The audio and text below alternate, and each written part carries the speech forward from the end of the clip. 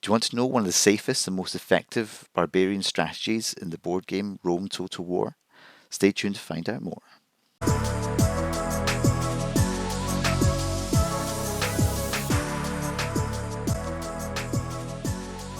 Hi everyone, are you bored through? We're bored through, and here at Bored Through we're all about the gameplay. And today we are continuing with our strategy guide for Rome Total War, the board game. And today we're going to start with a strategy that I refer to as the Frank Bank. Okay, hear those words very, very carefully. The Frank Bank. Okay, do not get it mixed up with anything else. And this is a strategy that in particular will benefit the barbarians.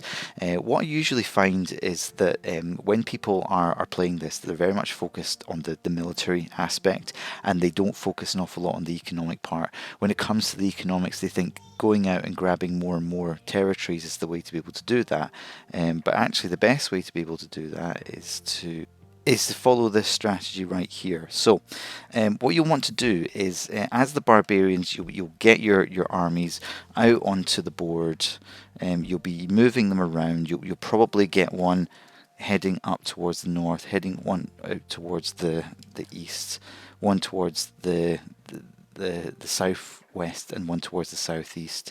And essentially what you're likely to be doing is attempting to just go ahead and try and create a boundary, probably one there and there, up around here, and then extending out towards this area here. That's probably where you're looking to create a boundary. So if I just draw lines kind of like that, and that kind of shows you how we're going to block up the board.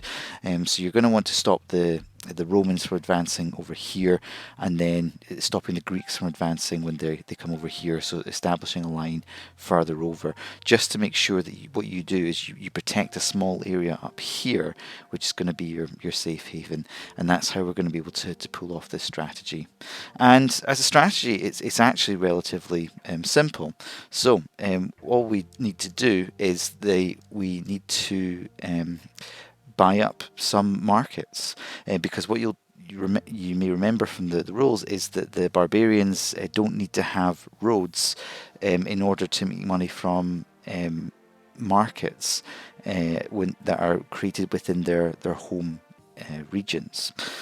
So you also need to make sure that you stick within the building rules as well. You can't build more than 5 buildings in one turn.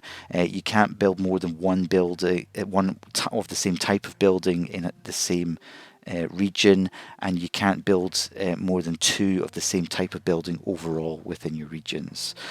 So in the first turn, you probably want to set aside some of your funds to be able to buy up a market, and I would recommend placing it right here. This is the sweet spot because it's protected from attack potentially that might come from the sea, so you've got a little bit of a boundary there. If the Carthaginians attack up here, you're kind of safe. If the Romans come from here, and if for whatever reason armies come from the north, then you're pretty safe in there. So that's the first place that you should put your market.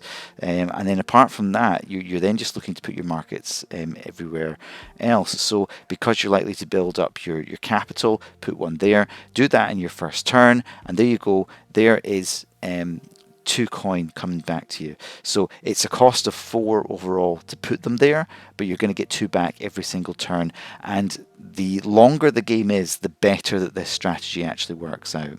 When it comes to your second turn, you then want to go ahead and build some more. I would recommend placing one down here, and then placing another one up here, again just for that safety. So there's another investment, another 4, but because you'll have made 2 from these over here, that's kind of halved. And now going forwards, there you've got 1, 2, 3, 4 coming in. In your next turn, guess what you're going to do? Build another one. I'd recommend put it here and put one up here. And then suddenly 1, 2, 3, 4, 5, 6 additional coin coming in. And then in the next turn, by this point, turn number 4, place one there, place one there, and you're doing great. You could even decide to put them up into these regions here, considering that they're the least likely to be invaded. The Romans would have to go over the Alps here. The Greeks would have to advance through this bit as well. This is where having your Highland your army with your Highlanders coming and taking some of the regions over here, just to create that protective barrier, as I was saying over on this side. So on turn number 4, there you go, and you're bringing in another 8. And then what you do is you just go ahead and just continue into here and into here. And you can get all of this without having to build any roads whatsoever. By this point in the game, you'll pretty much consolidated where it is that you're going to have some of your safe areas. So if you find, for example, that actually there's a really good boundary that's been respected with the Carthaginians down here, that gives you the opportunity to place more markets down here. If you find that you've managed to establish a line with the Romans, they're getting pulverized down here and they're not able to commit armies to advance up the north, well then you can have the opportunity to put one here, up here, up here. If you decide to go through with the strategy that I've referred to as the sky, heading off that way, then you can start putting some markets up the top. Just remember that in order to get the advantage of the markets that are sitting outside of your territories, you have to build roads leading to them. So in order to take advantage of a market that was sitting in there, you would need to build a road there. To take advantage of markets down here, you would need to build a road. So it's just a little bit of additional cost. So you have to do a spend of 3 to get 1 back, so it does get a little bit more expensive down the line. So particularly if you're looking at a short game, by the time you get to that number of turns into the game, you're probably looking at how you're going to be getting your points back. And that's probably going to be militaristically, to be honest. But it could be going for an economic victory, and being able to have that extra income at this point in the game could be the difference between winning and losing.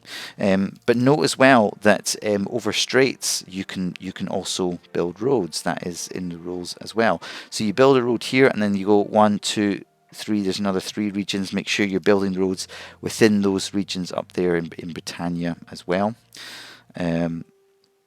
So you've got a nice continental kind of, I call it banking, a kind of banking system going on. So that's what I refer to as the Frank Bank. And it's a very safe, very easy economic strategy for the barbarians that allows them to make the most of the territories they've got, and the one advantage that they've actually got in this game, because they've not got a lot going for them.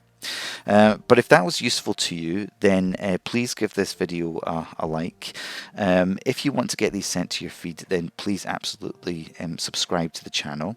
The other thing as well is that if you think that this is going to be useful to maybe one of your friends who tends to play the barbarians and they just can't get things off the ground, then go ahead and share this video with them. But if you want to be sneaky and hang on to this yourself and blow all your friends away with just how amazing a strategist you are, go ahead and keep this video to yourself, and maybe they'll slowly find it one day, and they'll know exactly where you've gotten it from.